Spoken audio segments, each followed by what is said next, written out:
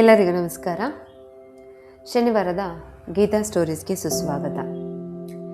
ಇವತ್ತಿನ ಸ್ಟೋರಿ ಬಂದು, ನಮಗೆ ಬದಲಾವಣೆ ಬೇಕೆಂದರೆ ಮೊದಲು ನಾವು ಬದಲಾಗಬೇಕು. If we want change, we must change first. ಇವತ್ತಿನ ಸ್ಟೋರಿ ಪ್ರಾರಂಭ ಮಾಡೋಕ್ಕಿಂತ ಮುಂಚೆ ಶ್ರೀಕೃಷ್ಣನ ಶ್ಲೋಕದಿಂದ ನಾವು ಪ್ರಾರಂಭ ಮಾಡೋಣ. ಓಂ ಕೃಷ್ಣಾಯ ವಾಸುದೇವಾಯ ಹರಯೇ ಪರಮಾತ್ಮನೇ ಪ್ರಣತಃ ಕ್ಲೇಶನಾಶಾಯ ಗೋವಿಂದಾಯ ನಮೋ ನಮಃ. ಇವತ್ತು ನನಗೆ ಕೋಲ್ಡ್ ಆಗಿರೋದ್ರಿಂದ ವಾಯ್ಸಲ್ಲಿ ಸ್ವಲ್ಪ ಚೇಂಜಸ್ ಕಾಣ್ತೀರಾ. ಕಥೆನ ಶುರು ಮಾಡೋಣ. ನಿಮ್ಮತ್ತೆ, ನಿಮ್ಮ ಗಂಡ ಅಥವಾ ನಿಮ್ಮ ಮನೆಯವರು ಬದಲಾದರೆ ನಿಮ್ಮ ಜೀವನ ಚೆನ್ನಾಗಿರುತ್ತೆ ಅಂತ ಯಾವಾಗಲಾದರೂ ಯೋಚಿಸಿದ್ರಾ? ಆದರೆ ನೀವು ಬದಲಾಗದೆ ಜೀವನ ಹೇಗೆ ಬದಲಾಗುತ್ತದೆ? ಇವತ್ತಿನ ಕತೆ ಅದನ್ನು ಹೇಳುತ್ತದೆ. ಒಂದು ಹಳ್ಳಿಲಿ ಲಕ್ಷ್ಮಿ ಎಂಬ ಮಹಿಳೆ ವಾಸ ಮಾಡ್ತಿರ್ತಾರೆ.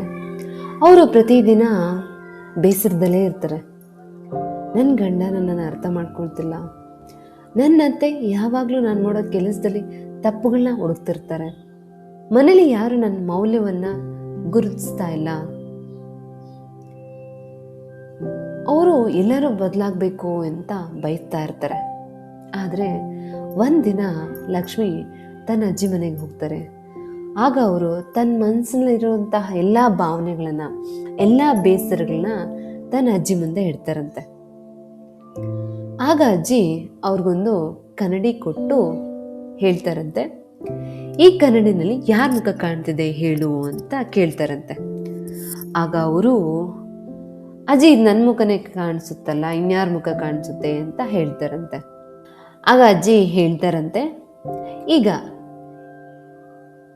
ಈ ಕನ್ನಡಿನಲ್ಲಿ ನಿನ್ನ ಮುಖ ಬಿಟ್ಟು ಬೇರೆಯವ್ರ ಮುಖನ ಬದಲಾಯಿಸೋದಕ್ಕಾಗುತ್ತಾ ಅಂತ ಕೇಳ್ತಾರಂತೆ.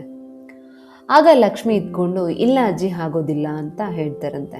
ಅಜ್ಜಿ ಹೇಳ್ತಾರಂತೆ, ಜೀವನನು ಕನ್ನಡಿ ಥರನೇ ಅಮ್ಮ, ನೀನು ಬದಲಾಯಿಸಬಹುದಾದದ್ದು ಬರೀ ನಿನ್ನನ್ನು ಮಾತ್ರ.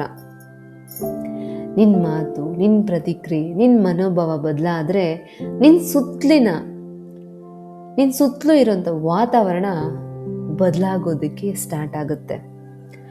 ಆ ದಿನದಿಂದ ಲಕ್ಷ್ಮಿ ತನ್ನ ಮನೆ ಕೆಲಸ ಯಾವಾಗಲೂ ಯಾವ ಥರ ಮಾಡ್ತಾರೋ ಆ ಥರ ಮಾಡೋದಕ್ಕೆ ಸ್ಟಾರ್ಟ್ ಮಾಡಿದ್ರಂತೆ. ಹಾಗೆ ಕೋಪ ಬಂದಾಗ ಶಾಂತವಾಗಿ ಮಾತಾಡೋದನ್ನು ಪ್ರಾರಂಭ ಮಾಡಿದ್ರಂತೆ. ದೂರ ಹೇಳೋದನ್ನ ಬದಲು ಕೃತಜ್ಞತೆ ಹೇಳೋದನ್ನು ಸ್ಟಾರ್ಟ್ ಮಾಡಿದ್ರಂತೆ. ನಿಧಾನವಾಗಿ ತಮ್ಮ ಮನೆ ವಾತಾವರಣ ಬದಲಾಗೋದಕ್ಕೆ ಸ್ಟಾರ್ಟ್ ಆಯ್ತಂತೆ. ಅವ್ರ ಗಂಡ ಹೆಚ್ಚು ಅವ್ರಿಗೆ ಟೈಮ್ ಕೊಡ್ತಿದ್ರಂತೆ. ಹಾಗೆ ಅವ್ರ ಅತ್ತೆ ಜೊತೆಗಿನ ಸಂಬಂಧ ಉತ್ತಮ ಆಗ್ತಾನೆ ಹೋಗ್ತಾ ಇತ್ತಂತೆ. ಆಗ ಅವರಿಗೆ ಅರ್ಥ ಆಯ್ತಂತೆ, ನಾನು ಬದಲಾದಾಗ ಇಡೀ ಜಗತ್ತೇ ಬದಲಾಗುತ್ತೆ ಅಂತ. ಶ್ರೀಕೃಷ್ಣ ಭಗವದ್ಗೀತೆಯಲ್ಲಿ ಏನು ಹೇಳ್ತಾರೆ ಅಂತಂದರೆ, ನಮ್ಮನ್ನು ನಾವು ಫಸ್ಟು ಮೇಲಕ್ಕೆ ಎತ್ಕೊಂಡು ಹೋಗ್ಬೇಕು, ನಮ್ಮ ಬೆಳವಣಿಗೆಗೆ ನಾವೇನೇ ಕಾರಣ ಆಗಬೇಕು. ಬೇರೆಯವ್ರು ಬದಲಾಗಲಿ ಅಂತ ನಾವು ಕಾಯಬಾರ್ದು. ನಾವು ನಮ್ಮ ಯೋಚನೆ ಮತ್ತು ನಮ್ಮ ವರ್ತನೆಯನ್ನು ಬದಲಾಯಿಸಿದಾಗ ಜೀವನನೂ ಬದಲಾಗುತ್ತೆ ಅಂತ ಕೃಷ್ಣ ಹೇಳ್ತಾರೆ. ಈ ಸ್ಟೋರಿಯಿಂದ ನಾವು ಕಲಿಬೇಕಾಗಿರೋಂಥ 5 ಪವರ್ಫುಲ್ ಲೆಸನ್ಸ್ ಏನು ಅಂತಂದರೆ, ನಂಬರ್ 1, ಬೇರೆಯವ್ರನ್ನ ಬದಲಾಯಿಸಲು ಸಾಧ್ಯವಿಲ್ಲ, ಆದರೆ ನಮ್ಮನ್ನು ನಾವು ಬದಲಾಯಿಸಬಹುದು. ನಂಬರ್ 2, ಪರಿಸ್ಥಿತಿ ಯಾವಾಗಲೂ ನಮ್ಮ ಕೈಲಿರೋದಿಲ್ಲ, ಆದರೆ ಅದಕ್ಕೆ ನಾವು ಹೇಗೆ ಪ್ರತಿಕ್ರಿಯಿಸ್ತೀವಿ ಎಂಬುದು ನಮ್ಮ ಕೈಲಿರುತ್ತೆ. ಕೊನೆದು ಬಂದು, ಸಣ್ಣ ಬದಲಾವಣೆಗಳು ದೊಡ್ಡ ಸಂಬಂಧಗಳನ್ನು ಸರಿಪಡಿಸುತ್ತೆ ಅಂತ.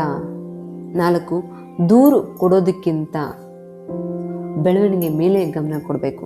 5, ನಾವು ಬದಲಾದಾಗ ನಮ್ಮ ಮನೆ ವಾತಾವರಣವೂ ಸಹ ಬದಲಾಗುತ್ತದೆ. ಇವತ್ತು ಏನು ಆ್ಯಕ್ಷನ್ ಸ್ಟೆಪ್ ತೊಗೊಬೋದು ಅಂತಂದರೆ, ನೀವು ಇವತ್ತು ರಾತ್ರಿ ಮಲಗೋಕ್ಕಿಂತ ಮುಂಚೆ ನಿಮ್ಮನ್ನು ನೀವು ಕೇಳ್ಕೊಳ್ಳಿ, ನಿಮ್ಮ ಕುಟುಂಬದಲ್ಲಿ ನೀವು ಬದಲಾಯಿಸಬಹುದಾದ ಒಂದು ಸಣ್ಣ ವಿಷಯ ಯಾವುದು ಅಂತ. ನಾಳೆಯಿಂದ ಅದನ್ನು ಅಭ್ಯಾಸ ಮಾಡೋದಕ್ಕೆ ಸ್ಟಾರ್ಟ್ ಮಾಡಿ. ಹಾಗೆ ಈ ಸ್ಯಾಟರ್ಡೆ ಸ್ಟೋರಿಯ ಕೋಟ್ ಆಫ್ ದ ವೀಕ್ ಏನು ಅಂತಂದರೆ, ನಾವು ಬೇರೆಯವ್ರು ಬದಲಾಗಲಿ ಅಂತ ಕಾಯಬಾರ್ದು.